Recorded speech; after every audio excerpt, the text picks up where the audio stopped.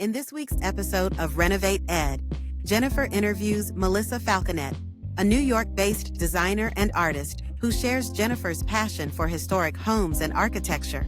Melissa has over 20 years of experience in design and works in the tech industry.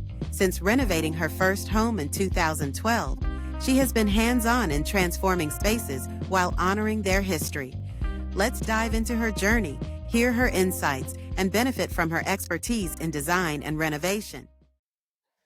Melissa, it's so good to see you. I'm really super excited to chat with you. I've been following Pink House Revival.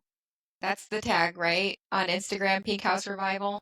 Correct. Yeah, I've been following that on Instagram for a while, and I love seeing the updates. I can't wait to hear your story. I have tons of questions. So welcome. Well, I just want to thank you for giving me this opportunity and having me today. We really love telling the story of that house and the journey that we've been on with it for the past 4.5 years. Oh, wow. Does it feel like 4.5 years, or has time flown by? It's a little bit of both, but it feels like it has both gone fast and slow. I kind of know the feeling. Okay, so I think you told me you were a New York-based designer, but the Pink House is in Evansville. So do you live in New York or do you live in Evansville? I live in New York Okay. full time, but we go back to Evansville quite often. My entire family is there. It's where I grew up. So we still have a lot of deep rooted connections to that community. And it's funny, when I was growing up as a typical young person, I couldn't wait to get out of Evansville. And I eventually left and I lived in Nashville for a number of years. And then I moved to San Francisco and ended up living there for 15 years. And then we moved to New York in 2021. But as I've gotten older, I kind of came to appreciate the charms that Evansville and the Midwest in general offer. And I think the purchase of the Pink House and this endeavor that I decided to go on has only fortified that even more. The downtown area of Evansville has always held kind of a soft spot in my heart. I love history, I love architecture, and I just love learning about how buildings, especially homes, have been built throughout the different eras. And the downtown in Evansville, it is a very large historic area, and there is a very large percentage of those houses that have just been kept in really pristine condition. When you're walking down Southeast First Street, which is the street that our house is on, or Southeast Second, you really feel like you're walking back in time.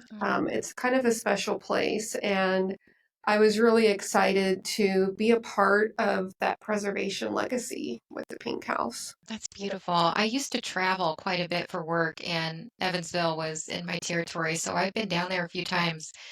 But it's been so long that I really can't remember. And now you're making me want to take that 3-hour drive just to go through downtown. You're welcome to stay at the Pink House. So like I said, I'm based in New York. I live in the lower Hudson Valley, but I work in New York City. But we go back to Evansville minimum 4 times a year, and we're there for a couple of weeks. And like I said, I'm always constantly talking to my neighbors that live there. My family also lives down there. So even though I don't live there full time, I feel like I'm there full time. Yeah, yeah. I was actually wondering what drove you to do this. I think I read somewhere that you were specifically looking for a house in Evansville. So that kind of explains it. You've got family there, you go back and you visit.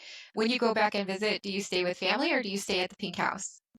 Well, when the house was getting restored, especially during the deep parts of demolition and rebuilding, I was staying either with family or close friends of mine. They actually own the house across the street, and it's a 1920s kind of Tudor Art Deco style home. It's very gorgeous, and they share their time between Evansville and Columbus, Indiana, and so we would stay at their house Nice. during those couple of early years while the house Convenient. was in way too dusty for us to stay in. Yeah, yeah. You were specifically looking to buy a house in Evansville in that area. How did you happen upon this house? So it's kind of an interesting story. So, setting the context, it was 2020. We were still living in San Francisco, but we were kind of on the cusp of making some big decisions around, do we stay in the Bay Area? Do we consider moving somewhere else? At that time, obviously, we were in the middle of the pandemic, but there was also year after year, the wildfires in California just kept getting worse and worse. And Yeah. that was really hard on our family because sometimes we would not be able to go outside for weeks at a time because the air quality was just so terrible. Yeah. And my daughter was only 2 at the time. And so, there were obviously health concerns there. So we were kind of in this limbo state of trying to figure out what do we want to do next. And then we made the decision to not buy another property in California because we were pretty sure that we would end up leaving in the next couple of years. And I had some money saved up from a prior sale of a house, and I kind of if I didn't use this money to purchase another property, I would have to pay taxes on it. And it kind of just came to me in a moment of inspiration. I told my husband, I was like, what if we invested this money in a home in Evansville? Because we were going back there a lot. The real estate there is very affordable. And my first cousin, she had actually just completed the renovation of 2 properties down there. So they bought 2 properties, they renovated both of them, they live in one, and they were renting the other one out. Okay. And so she was kind of an inspiration. And then, of course, I had been following Cheap Old Houses, and at that time, they had just started their Instagram presence, and they were very inspirational for me. So I kind of casually started looking, and then I saw that Cheap Old Houses actually featured a house in Evansville, and it was the Pink House. And I was like, okay, this is the sign from the universe that I need to pursue this. I was just thinking that. Here's your sign. Yeah, there's one sign. And so I reached out to a realtor friend of mine, and I was like, Philip, what's up with this house? He's like, actually, it's under contract. I was like, oh, are you really? Oh, I was so heartbroken. He was like, don't give up yet, though. He's like, let's do this. And he kind of told me there was a situation where the buyer who was they were under contract with, for whatever reason, that their financing had failed to go through, I think 2 times at that Oh, point. I bet. And I so bet Philip, because of the repairs or the condition of the home. something. And so Philip was like, let's put together a backup offer, and it'll be ready to go if the finance goes south a 3rd time. And that's exactly what happened. We put the offer in, the sellers accepted, and that was that. And looking back on it, what's kind of crazy is I bought that house without ever seeing it in person. I sent my cousin over there and I said, Ryan, can you go? Yeah. Can you go take a look for me? He and his sister went over there, and they took a look at it, and they're like, needs a lot of work, but it's got good bones. And I trusted them. So Yeah. we pulled the trigger and we did it. So you're living in California. You're renovating this house in Evansville, Southern Indiana, for those who don't know. And you've got a cousin who's done this. I have to assume, so you're not doing the work. Did you use your cousin's network? Now that they've been through this, they probably had connections with contractors. Did you tap into their network to get some of this work done? Yeah, both her as well as the realtor.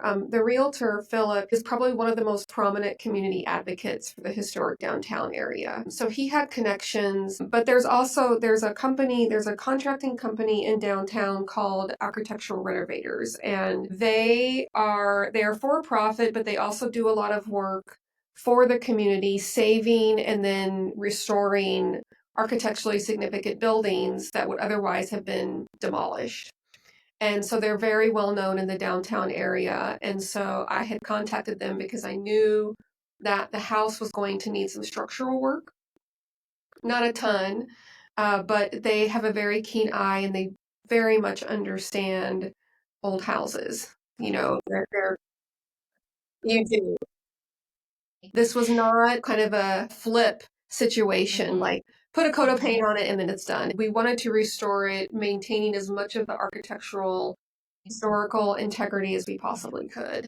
So your goal was to restore, not to not to renovate per se, but restoration was really the goal. Yeah, Okay. restoration. And so I spoke with a number of contractors, and so we ended up using a combination of this kind of general contractor for some of the more cosmetic stuff. We used them for demolition and the cosmetic stuff, and then we used architectural renovators for more of the structural work.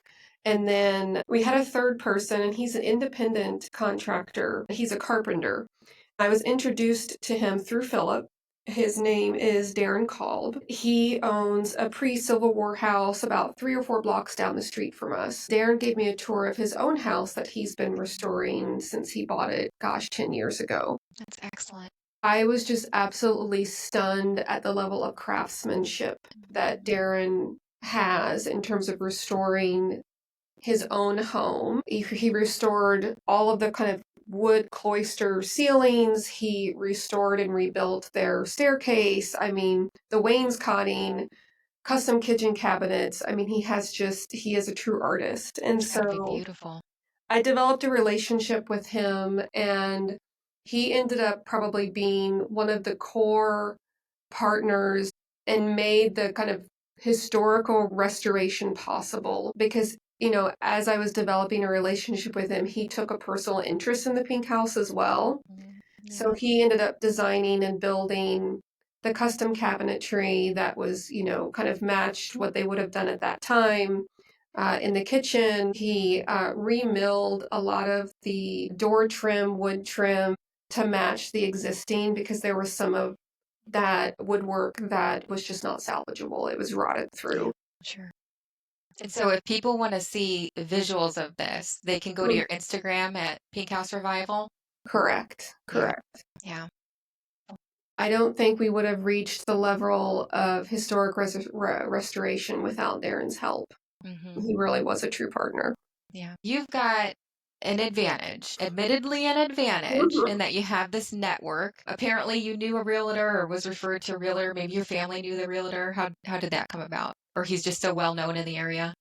Philip, he was kind of a mutual acquaintance. So like I said, I grew up in Evansville, and I was part of a pretty kind of tight-knit group of friends, and we didn't all go to the same high school. We all went to different high schools, but I met him through one of my really close friends who also grew up in Evansville. And so Evansville's kind of interesting in that way. It's like it's just like all that 6 degrees of separation, right? If you meet someone new, odds are they know someone that you know, and there's like a mutual connection there. So that's how I met Philip. Okay, so you've got your network built. You've got your realtor that you've met through connections, and you're able to tap into your cousin's network of contractors and other contractors as well. I think that's an advantage. I'm thinking that you went in there, with more than what the average Joe has. And so if you were talking to somebody who's listening to your story and thinking, boy, I've been wanting to do this, I've been wanting to restore a historic home for ages, and they're looking to get started, what kind of advice would you offer them, or what kind of questions should they be asking themselves before they take on this commitment? Well, to answer the first question, I think one of the key things is to find an area that takes a lot of pride in their historic district, because if you have that, then you likely have realtors who also share that pride, and they're specializing in finding and selling these historic homes.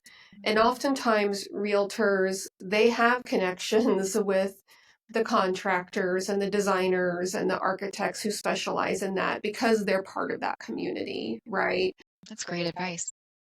When we moved to New York, I will admit that it has been more difficult to find that community and that connection here. I'm not really sure why, because there's tons of historic architecture, and there's a lot of history out here, but for whatever reason, we haven't necessarily been able to find that kind of historic preservation community just yet. And so finding contractors for our house here has actually been quite a challenge. Is the pink house on the historical registry? It is listed on the National Historic Registry, but it is not protected by the Evansville Historical District mandates. It actually sits just one house beyond the line. Okay. So the historic district is characterized, almost all the streets in that area are cobblestone. And you can tell when you're walking down Southeast First Street the cobblestone stops right at the corner before our house. Okay. And that's where the line is. Okay. So for listeners, the significance of that is if the house falls under the jurisdiction of a historical society, then you have to get their permission to make exterior improvements. The requirements vary from community to community, but the most common thing is that there's more restrictions on the exterior. Kind of what you do on the interior is a little bit less of a concern. You have a little bit more free will. I know this for a fact because my uncle through marriage, he lives in a house 2 blocks down the road, which is in the historic district, and they spent almost 10 years restoring that house. And you can tell that they had more free reign on the interior, although they did kind of really stay with that kind of historical East Victorian aesthetic. But the exterior is very much pretty true to how it was when they acquired the house. Yeah, that rings true with my experience as well. So I've helped lenders or I have lent nationwide and I've had similar experience. Usually it's the exterior that the historical society is the most interested in, and the interior is pretty much free reign. I think everybody's a little different. Every area is a little different, but that kind of rings true. And I love the advice that you gave about finding a realtor who's invested in historic homes because many of the realtors that my clients work with, when they learn that they're getting renovation financing, they're trying to talk the buyers out of it. They don't want to deal with it. They don't understand it. They think it's really hard. It's not, and by the way, it's not as hard as they think it is. But they're really kind of advocating against this, which is very difficult. It makes it very difficult for the buyer. So I love the idea of finding a realtor and partnering with somebody who has a vested interest in your vision, who's Yeah. not going to fight you every step of the way. That was really good advice. Do you Yeah. have other advice for people who are looking to take on something like this?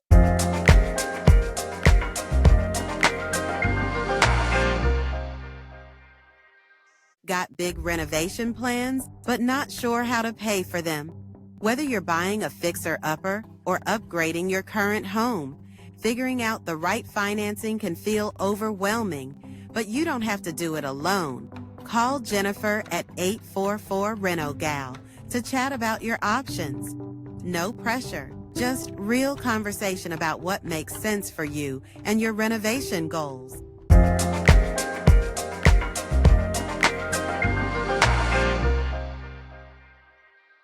To piggyback on that, I think it's getting easier to find those folks. And I'll be honest, like Instagram has been a real resource in that regard. Obviously, Cheap Old Houses, they have built an incredible network just through their kind of distributing posts of these historic homes for sale all over the US and now the world.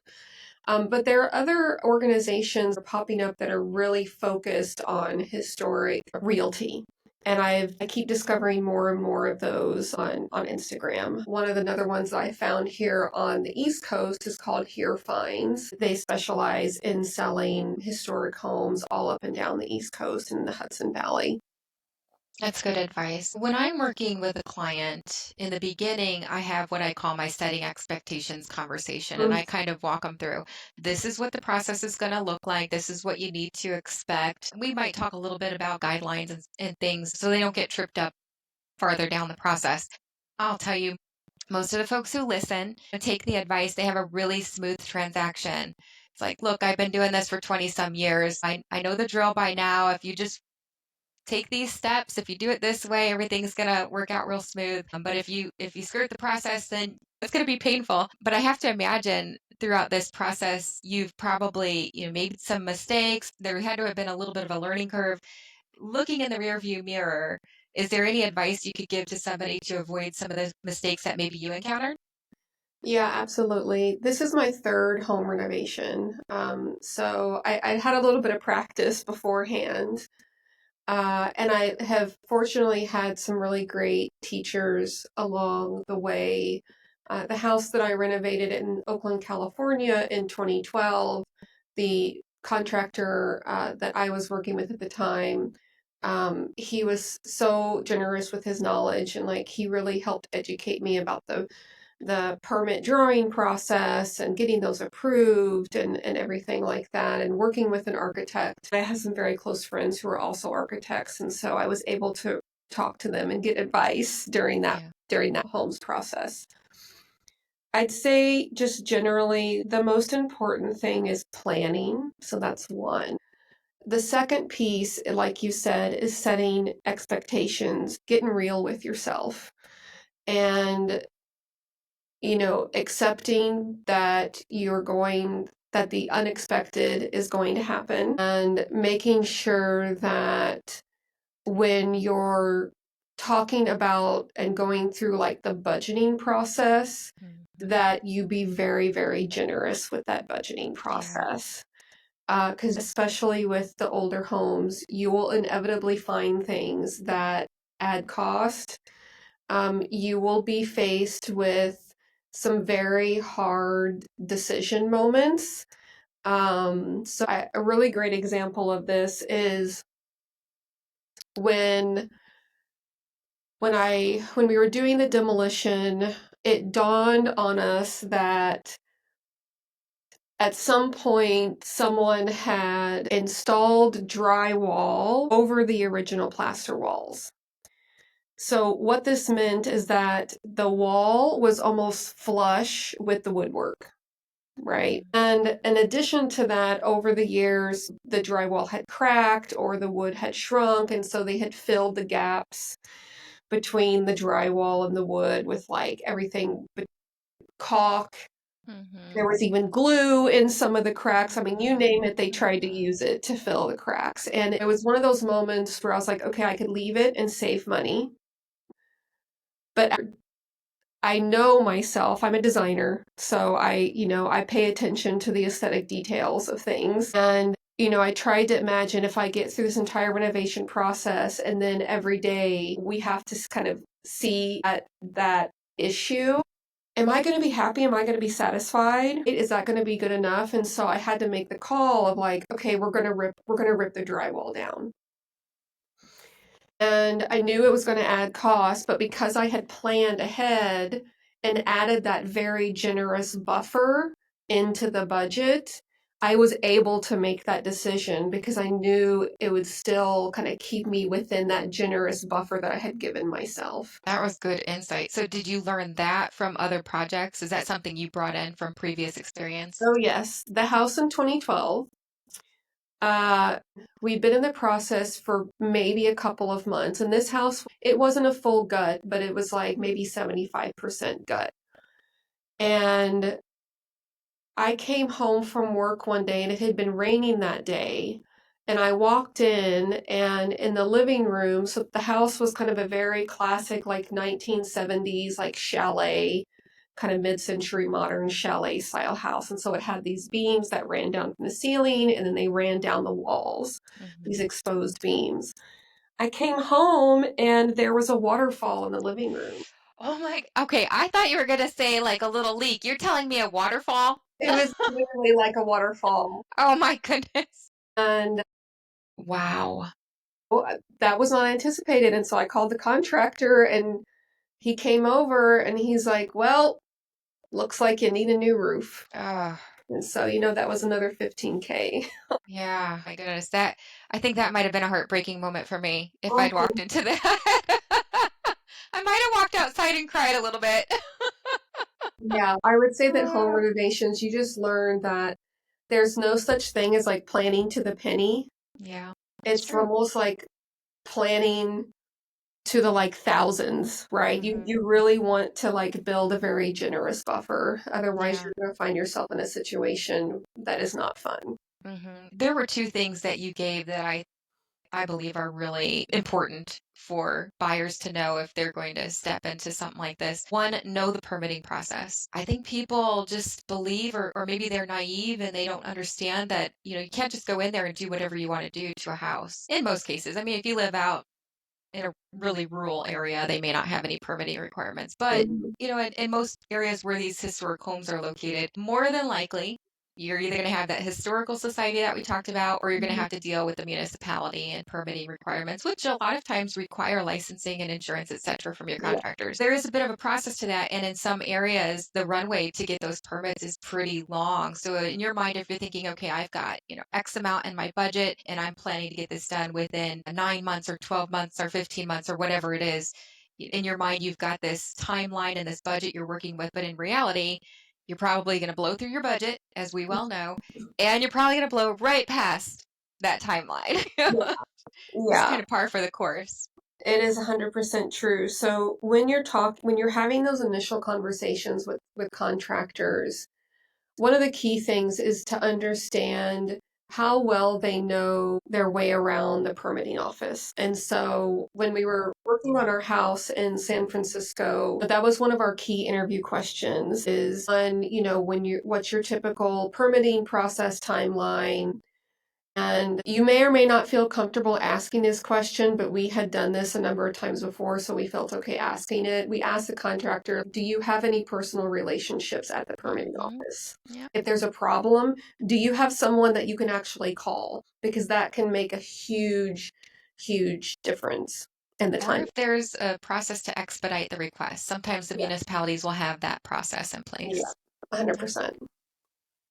Well, that is all really great advice. I think this is like gold for anybody who's listening, who's getting ready to tackle one of these projects. So you've had some experience. You said you did 3 renovation projects before this pink house. Is the pink house the only one that you have left, or do you have others that you're working on?